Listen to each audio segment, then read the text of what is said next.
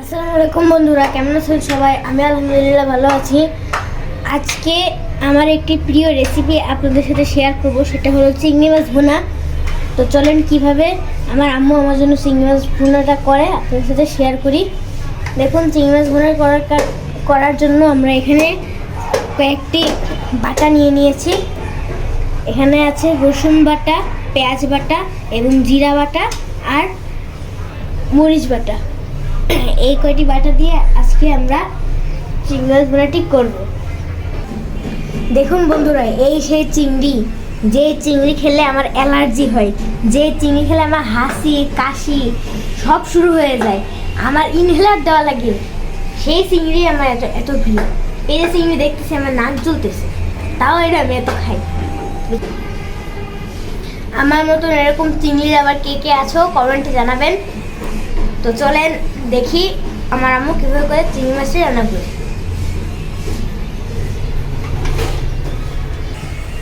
দেখুন বন্ধুরা, কড়াইতে তেল দিয়ে দিচ্ছে।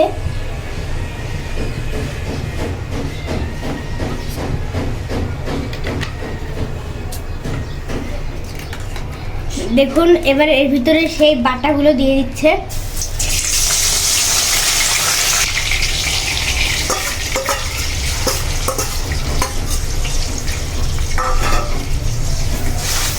এখানে কিন্তু আমরা বাইরের কোনো মশলা ইউজ করছি না, এখানে সব কিছু ঘরে বাটা।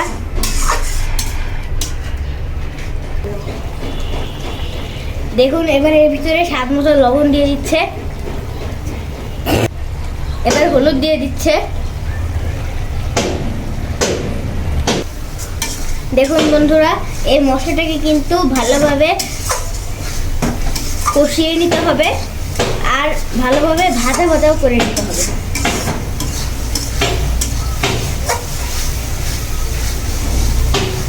বন্ধুরা, চিংড়ি মাছ খেলে আমার এত সমস্যা হয়, তাও আমি একটা চিংড়ি মাছ লাভার। দেখুন বন্ধুরা, মশলাটাকে ভালোভাবে ভেজে নিয়েছে, এখন অল্প একটু পানি দিয়ে এবার এটাকে কষিয়ে নেবে।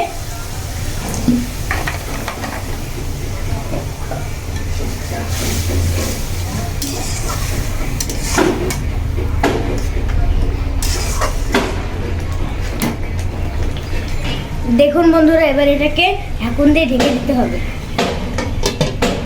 দেখুন বন্ধুরা, আমাদের মশলা কষানো হয়ে গেছে। দেখুন বন্ধুরা, মশলাটা কি সুন্দর কষানো হয়ে গেছে, তেলও বের হয়ে গিয়েছে। এখন এর ভিতরে চিংড়ি মাছ দিয়ে দেবে। চিংড়ি মাছ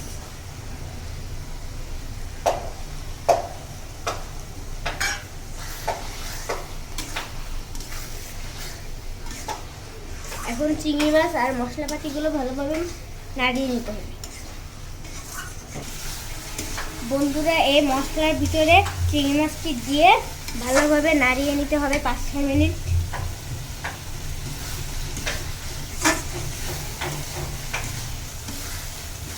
এটাকে যত কষানো হবে ততই কিন্তু মজা হবে। আমার তো দেখে এখনই খাইতে ইচ্ছা করতেছে গরম ভাত দিয়ে। এখন এর ভিতরে ঝোল দিয়ে দিবে।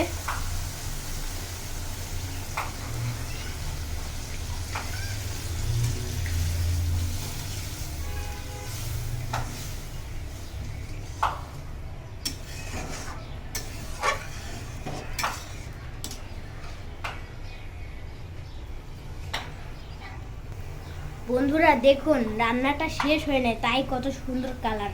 আর যদি রান্নাটা শেষ হয় তাহলে এই কালার কত সুন্দর হবে, আমার মতন আপনাদেরও খেতে ইচ্ছে করবে।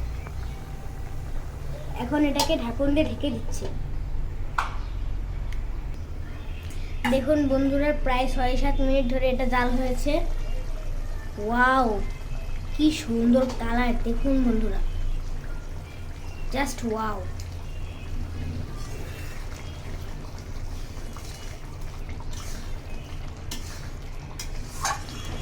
দেখতেই পাচ্ছেন বন্ধুরা, কি সুন্দর কালার হয়েছে।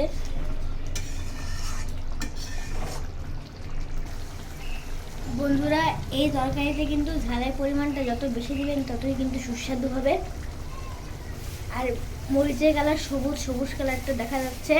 আবার চিংড়ি লাল লাল সবুজ একসাথে।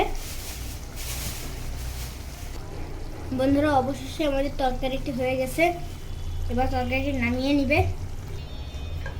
বন্ধুরা তরকারিটি শেষ, এখন নামিয়ে নিচ্ছে। আমাদের এই ভিডিওটি ভালো লাগলে একটি লাইক কমেন্ট শেয়ার করে দিবেন।